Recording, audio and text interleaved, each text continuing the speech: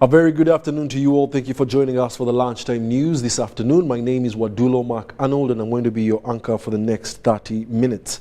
Now, to start off in our Lunchtime Bulletin, Minister of State for Primary Education, Dr. Joyce Moriku Kaduchu, has challenged parents to view themselves as core stakeholders in the provision of quality education to their children.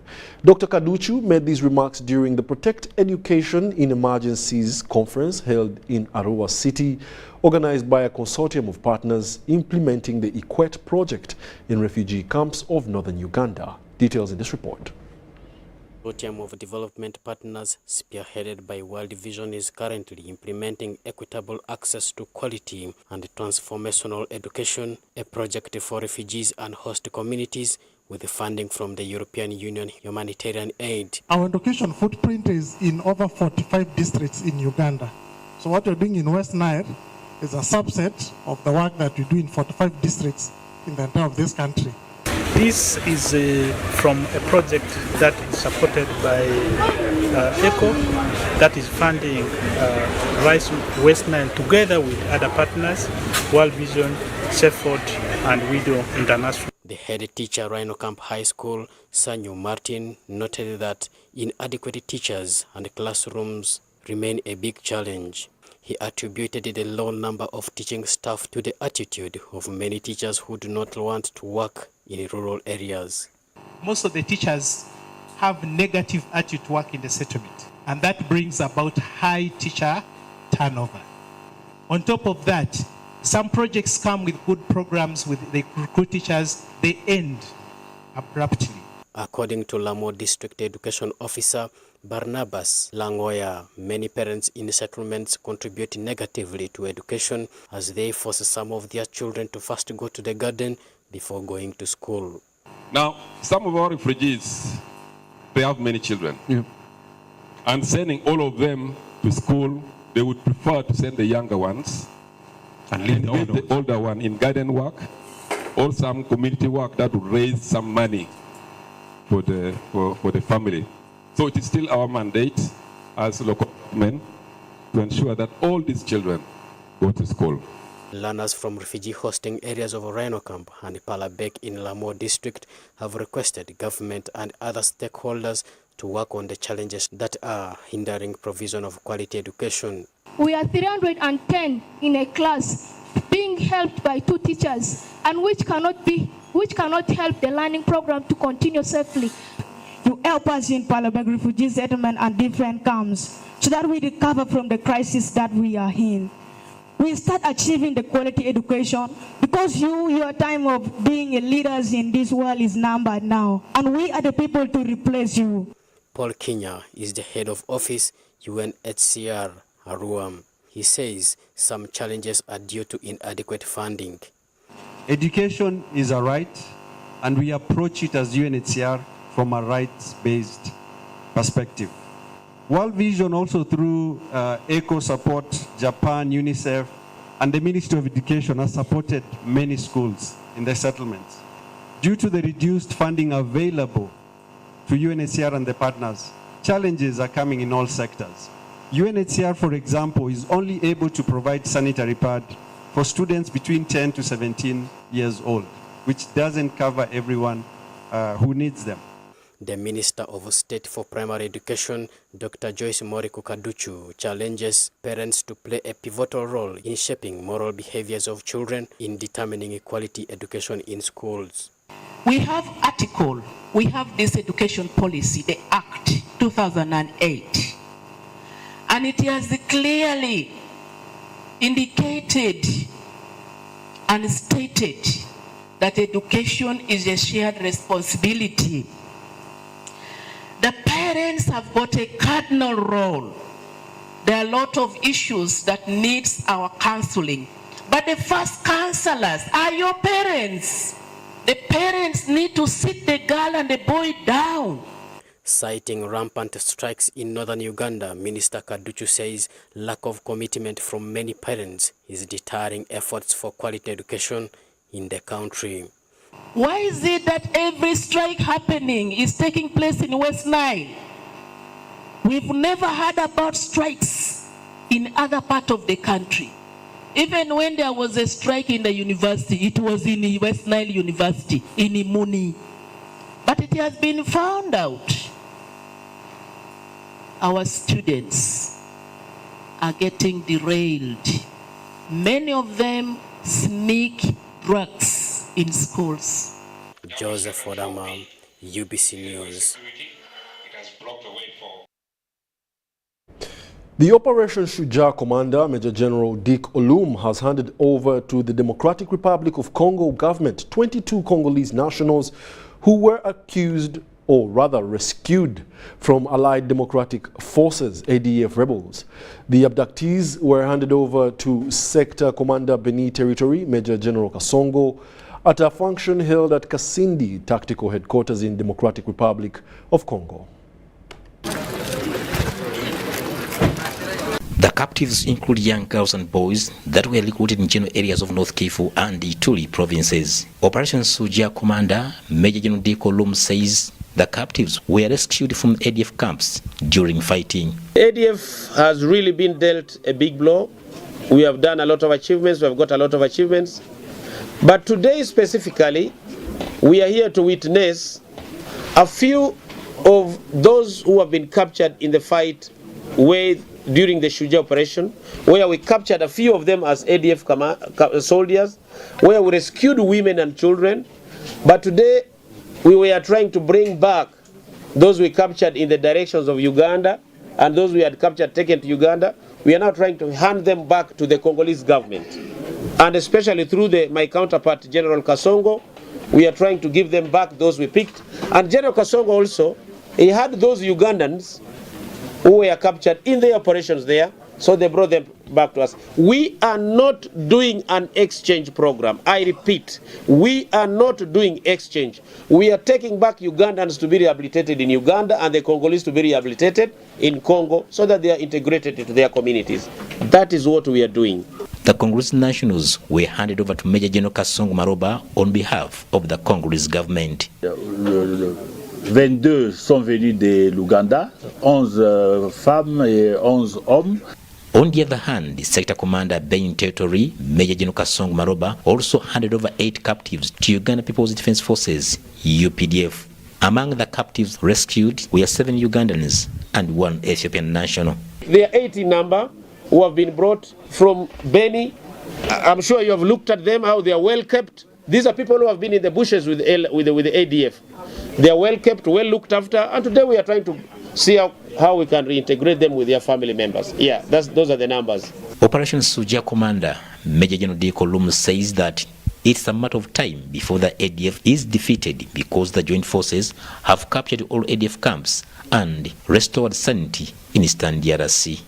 The 2 countries of Congo and Uganda, the 2 militaries of Congo and Uganda, it is definitely an important aspect of the population in these 2 countries to give us information. Because these children, these women who are being abducted against their wills. So it is our work as FRDC and UPDF to ensure the population get us to get any information about these activities. Haruna Mtesasira, UBC. And in another development, cassava farmers in Teso sub-region are counting losses as cassava brown streak disease continues to ravage their gardens. Helena Chola, one of the model farmers in Olio sub-county, Serere district, confirms that the disease causes rotting of the tubers, thereby making them unusable.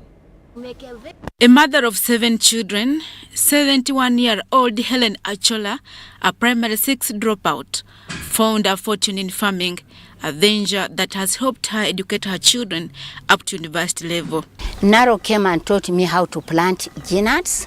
I started with the nuts. Then from there I changed when I saw that nuts I could not get proper market. I changed and started growing cassava, whereby I have a lot of cassava. I have more than 10 acres of cassava, and they're the ones helping me to educate my children, to treat me, to eat, and everything. I help even some of my brothers and sisters. Initially, Achola used it to deal in local brew, commonly known as waraji, until 2001, when the National Semi-Arid Resources Research Institute, one of the National Agricultural Research Organization institutes, selected her among the farmers to take part in groundnut growing. So 2004, I decided to buy land. I had no compound. I was renting. I was selling warag. So I bought a land and I built my home. I have a home now. I have a compound. My children are well educated. Some of them are in Canada. Some have even gone outside the country working. Some are lawyers. So through Naro. That's the way I got money from Naro. Helen grows cassava, simsim, and groundnuts. However, cassava brown streak disease is giving her sleepless nights as all her investment is going to waste. The disease can cause 80 to 100% yield loss as it leads to rotting of the tubers. She is calling on government to come to the rescue of the farmers. Can spend about 5 million to plant and weeding, but you get that after selling you get a loss. You get a loss, proper loss. But because of there's nowhere we can change food like in Serere here, we depend on cassava. So we plant even when they're rotten. Unless what we ask the government is to come and help us. National Crops Resources Research Institute, NACRI, located in Namlonge, has completed research on genetically engineered cassava that is resistant to cassava brown streak disease but cannot avail it to the farmers because currently there is no law to that effect. We have successfully developed varieties of cassava using genetic engineering approach. We have 29 varieties we have at the moment that are candidates for release to farmers. These are all highly resistant to cassava mosaic disease and cassava brown streak disease.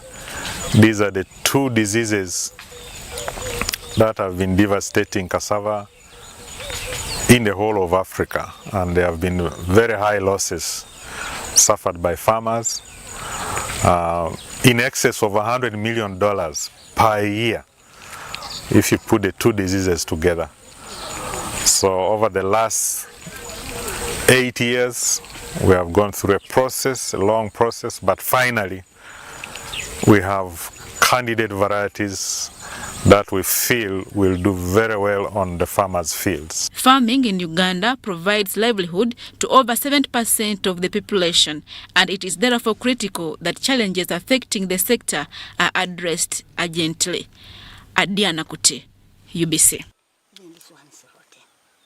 Now, a cancer survivor has appealed to patients to ensure that they get treatment from experts to stay alive.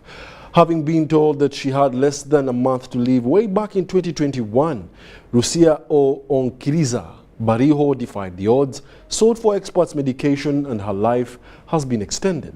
Details in this report. That is what I want to tell you, but the one who brought me from ICU, when they had given me 1 month to live, and I'm here counting years, I celebrated 38 years. Rusia Bariho Orichiriza's story of recovery from stage 4 cancer is like a fairy tale of old. She is alive after surviving over 60 opportunistic infections in 3 years. When she was diagnosed with cancer, stage 4 in 2021. Cancer ate my spinal bones, God preserved my spirit, love heals cancer. It also ate my sciatic nerve that serves the brain, so this cheek had shrunk. Those of you who saw me, this eye had closed and the cheek had shrunk. So to wire the brain back, to put back the information like, because now I can talk with you and understand, I'm in the present, it has taken a lot of time.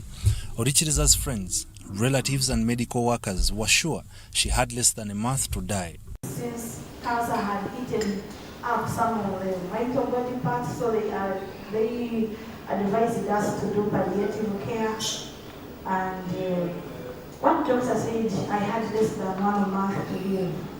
However, with self-conviction, Rusia, with support from her husband, was able to fly to India, where experts were able to diagnose her afresh, handled her sickness, and now she is alive and an advocate of life after cancer.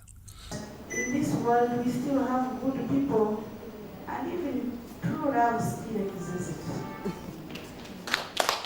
Addressing the Lions Club of Kampala Central Business Meeting and Fellowship at Hotel Africana recently, Rusia said that her survival has largely depended on quality medication, love and compassion from her husband, and experts from India, where she was taken for treatment.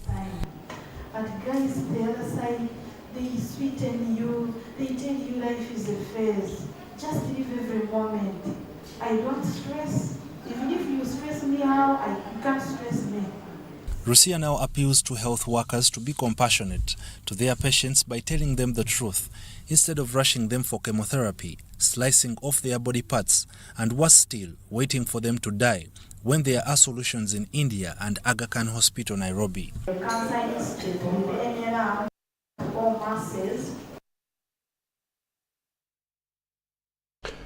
Oncologists and health experts are calling upon the government to put a special budgetary vote for cancer management in the country in order to curb the increasing cases of the deadly disease.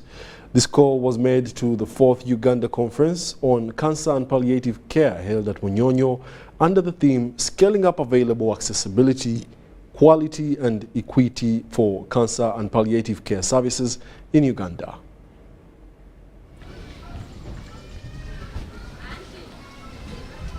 Cancer continues to be a significant health burden affecting countless individuals and families across the country. Uganda Cancer Institute alone sees over 6,000 patients annually with a survival rate of 20%. It is against this backdrop the Ministry of Health, Uganda Cancer Institute, and Palliative Care team organized the 4th Uganda Conference on Cancer and Palliative Care to forge a way on new innovations that can transform cancer and palliative care in the country.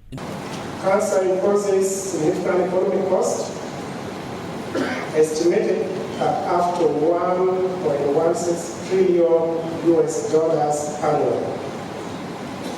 With projections of exponential growth, unless we take decisive action to curb the rising number of cases and their impact on individuals and healthcare partners. The government is committed to providing financial support to reduce the burden of cancer. Dr. Jackson Orem, the Executive Director of Uganda Cancer Institute, notes that government has put in place proactive steps and measures to help improve on the outcome and the survival rate of cancer patients in the country.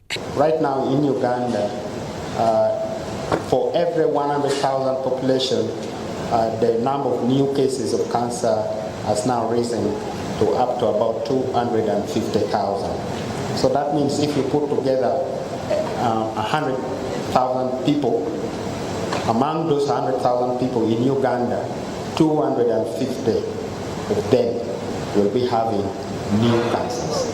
Health experts are calling upon the government to heavily invest in early diagnosis programs for common cancers and also mainstream palliative care programs across healthcare in the country. In the area of research, we have little research in regards to palliative care, but the milestone I can celebrate with you today is we have the palliative care data integrated in the National Health Information Management System. So this will enable us to collect data for palliative care, and it will inform the need in our country.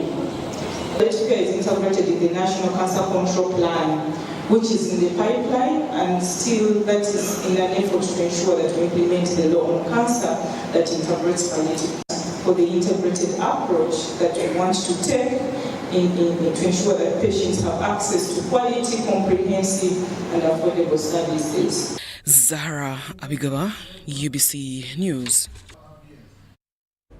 So the UBC Lunchtime News takes a short break and we'll be back with more news. Please do stay tuned.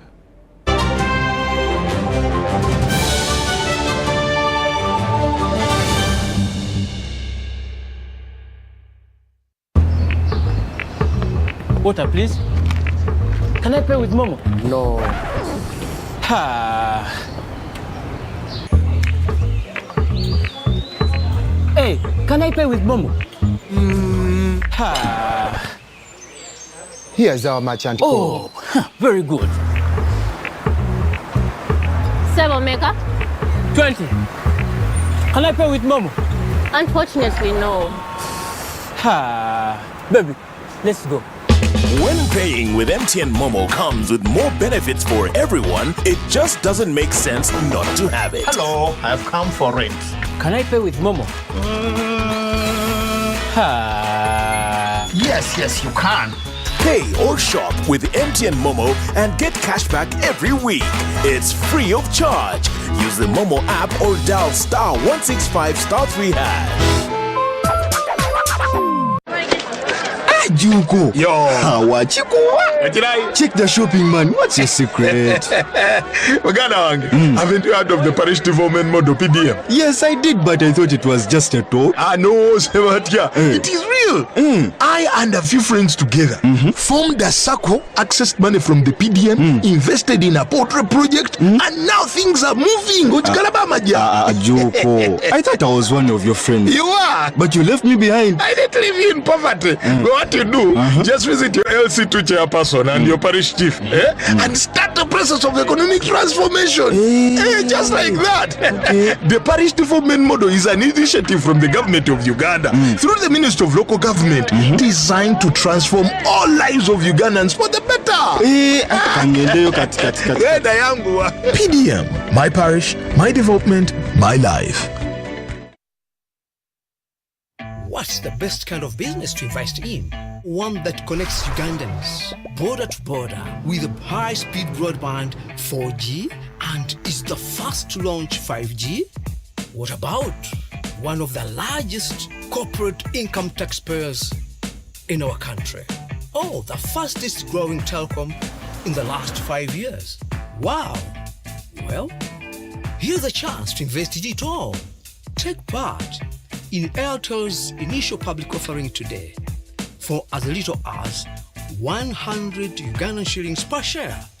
Remember, a retail investor gets 5 incentive shares for every 100 they buy and 6 incentive shares if they purchase using Airtel Money. Dial *185*85# now to get started. Nibanyita kana yinita says Nwagaba, commercial officer, Abantungamo district government. I am Sez Nwagaba, the commercial officer for Ntungamo local government. I express my gratitude to God for this platform and their many lives. The audit report demonstrates that despite their leader being deaf and blind, gratitude to this platform for providing us with the opportunity program, and additionally, I would like to mention that there are numerous similar projects in Rubare and Ntungamo.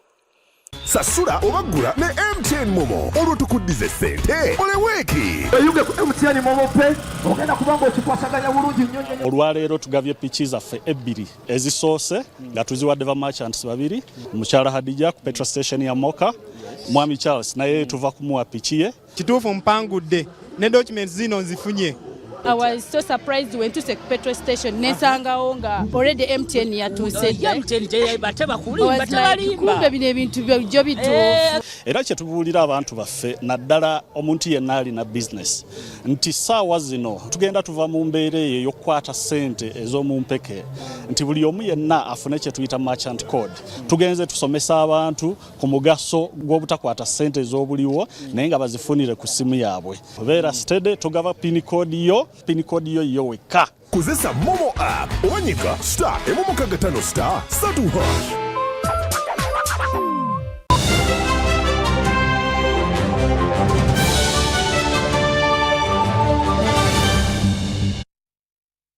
Welcome back. You're still watching the Lunchtime News, broadcasting live from Nile Avenue. Now, experts have warned motorists on fuel adulteration amidst increasing fuel prices. Shell Uganda, a brand of Vivo Energy, has unveiled a campaign of Shell V-Power, which intends to enhance effectiveness of motor engines. The campaign is comprised of incentives to attract motorists towards Shell brands and sensitivity motorists on effective road use and minimizing road crashes. Diesel, you have gasoline or petrol, those are different fuels. Now, adulteration is a process where people will either mix different fuels or even put water in fuel. Now, that's the worst part. But mixing different fuels, we've heard of cases where paraffin, for instance, is mixed in petrol. And I'll tell you, from a mechanical perspective, the car will move because paraffin or kerosene is actually a fuel. The problem is car engines are designed to run with particular kind of fuels. For instance, the diesel engine runs with diesel because it has a different kind of combustion. It has a different way it burns the diesel through what we call compression burning. How fast the fuel burns is very important. And fuels that burn slower tend to cause severe action in the engine, which we call cylinder knock. So if you have paraffin mixed with petrol, there will be severe reaction, which can lead to engine knock or poor performance. Done by a quality team is to open eyes for our consumers, to create that awareness and to educate them even more about our product and the quality and the investment that we take into consideration to make sure that the product that we receive in our tanks at the depot is the same product that our consumer gets at any Shell station countrywide. Now, Chambogo University, in partnership with Rwanda's Institute of Policy Analysis and Tanzania, have initiated a project aimed at protecting the ecosystem through the use of biodegradable materials to make packaging bags that are environmentally friendly. The project initiator are developing eco-friendly packaging material, and we are looking at cassava and other bio-wastes. We all know the importance of protecting our environment lies in our own hands. This very generation, not the future. We need to come up with innovation that are here to support or to minimize pollution. The project, initiated by Chambogo University's Dr. Juliet Chayes-Semira, will cut across 3 East African countries, some of whom have already appreciated the ban of plastics in their countries. We protect our environment, but also provide alternatives for people to use. As we all know, the other countries like Rwanda and Tanzania, for them they implemented the plastic ban. But in Uganda this has not been effected. But I think also maybe there couldn't have been other alternatives. So through this project, of course, we would want to provide alternatives which people can use, but also more so we make sure that we protect our environment. At the time they banned the use of plastic bags, the government has also put more efforts in providing incentives for manufacturers to start manufacturing these environmental friendly packaging. In that case, they provided the incentives in terms of taxes, in terms of other facilities such as utilities, and also place in the industrial zone for the new industry to be established. The project further seeks to transform the livelihoods of farmers, whereby they will not only benefit from selling their cassava, but also the peelings. Potential for our dear cassava farmers. And by the way, even other farmers of other bio-waste resources, because we are planning to use cassava, yes, our cassava waste as our base material, but also we intend to use and blend in some other bio-waste resources. So all farmers are likely to benefit and have some good results from this project. Uganda was the first East African country to ban the use of plastic material. However, implementation of this law is still lacking. Plastic pollution is still a major health threat to Uganda, where an estimated 600 tons of plastic is used on a daily basis. Mary Namkose, UBC News. Yes, and that brings us to the end of our lunchtime bulletin this 16th day of September 2023. Thank you for being a lovely audience. My name is Wadulo Mark Arnold, and please do stay tuned. Tonight, the weekly business roundup will be running at 8:30 p.m. And do stay tuned for more news in our subsequent bulletins. Have yourselves a lovely one.